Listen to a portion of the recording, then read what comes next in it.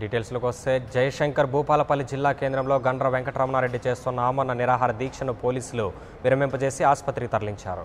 ప్రభుత్వం మిర్చి పంటకు మద్దతు ధరను కల్పించాల్సింది పోయి అరెస్టు చేయడం దారుణమని గండ్ర అన్నారు. టీపీసీసీ అధ్యక్షుడు ఉత్తమ్ కుమార్ రెడ్డి వచ్చి కార్యాచరణ ప్రకటించే వరకు దీక్ష కొనసాగిస్తానని గండ్ర తెలిపారు.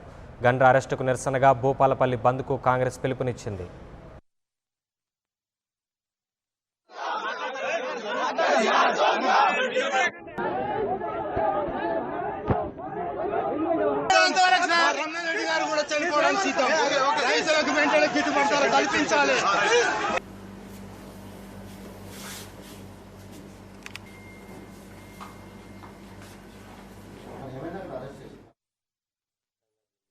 విచ్ఛిన్నం చేయాలని చూసే కంటే ఈ సమస్య పరిష్కారం కనుగొంటే బాగుంటుందని ఇప్పటికైనా ప్రభుత్వాన్ని సూచిస్తున్నాం.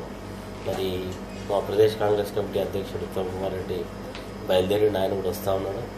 మరి ఇది ఒక రాజకీయ కోణంతో కాకుండా ఒక మానవతా కోణంతో ఇప్పటికే కేంద్ర ప్రభుత్వం ముందుకొచ్చి 5,000 రూపాయల మద్దతు ధర ప్రకటిస్తున్నట్టుగా చెప్పింది. ప్రభుత్వం దాన్ని రియంబర్స్ తీసుకోవాలి. రాష్ట్ర ప్రభుత్వ బాధ్యత ఏంది? కేంద్ర ప్రభుత్వం దగ్గర మరి కావాల్సిన అడ్వాన్స్ తీసుకునే కొనాలి, లేకపోతే రాష్ట్ర ప్రభుత్వ ఖజానా నుంచే కొనాలి. రైతులను ఆదుకోవాల్సింది పోయి ఇంత నిర్లక్ష్యంగా ఇంత నిరంకుశ ధోరణితో సింగరేణి ప్రైవేటీకరణ చేయడానికి టీఆర్ఎస్ ప్రభుత్వం రంగం సిద్ధం చేసిందని, ప్రైవేటీకరణను నిలుపుదల చేయకపోతే ఆందోళనలు చేస్తామని మంత్రి శ్రీధర్ బాబు ప్రభుత్వాన్ని హెచ్చరించారు. తాడిచెర్ల 1, 2 బ్లాకులను ప్రైవేటీకరణ చేయడాన్ని నిరసిస్తూ ఏఐటీయూసీ ఆధ్వర్యంలో చేపట్టిన జై సింగరేణి బస్సు యాత్ర పెద్దపల్లి జిల్లా గోదావరి కని 1 ఇన్క్లైన్ బొగ్గు గనికి చేరుకోగా ఈ యాత్రకు శ్రీధర్ బాబు మద్దతు తెలిపారు. ఎన్నికలకు ముందు సింగరేణి కార్మికులకు ఇచ్చిన హామీలు ఒక్కటి కూడా ప్రభుత్వం నెరవేర్చలేదని, సింగరేణి యాజమాన్యం ప్రభుత్వం కార్మికులను దగా చేస్తోందని సిపిఐ నేత గుండా మల్లేష్ అన్నారు.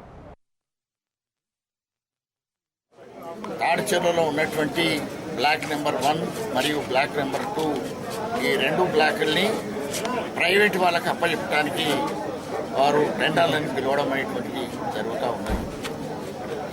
వీటిని మొత్తం అన్ని వామపక్ష కార్మిక సంఘాలు, అట్లాగే రాజకీయ పార్టీలు, ట్రేడ్ యూనియన్లన్నీ కూడా వ్యతిరేకించడం జరుగుతుంది. ఎందుకంటే భూపాలపల్లిలో ఏదైతే బావులు ఉన్నాయో అవి బ్లాక్ నెంబర్ 2 అది కనీసం 100 సంవత్సరాలు పెద్ద ఎత్తున బొగ్గు నిల్వలు కలిగినటువంటి బావులు. అటువంటి బావుల్ని ఇవాళ ప్రైవేట్ వాళ్ళకి అప్పచెప్పడానికి మరి మన రాష్ట్ర ప్రభుత్వం ప్రయత్నం చేస్తూ ఉంది. టీఆర్ఎస్ ప్రభుత్వం తాడిచెర్లలో కేంద్ర